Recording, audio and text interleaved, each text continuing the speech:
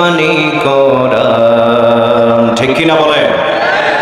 আমাদের প্রভু এক নবীর উম্মত, জীবন বিধান ওই শিবানী কোরআন। তবে কেন এখন হে মুসলমান,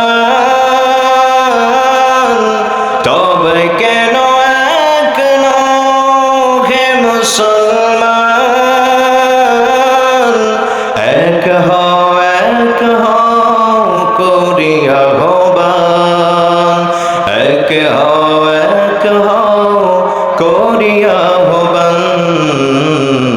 আমাদের প্রভু এক নবীর উম্মত, জীবন বিধান ওই শিবানী কোরআন। আল্লাহুম্মা সাল্লি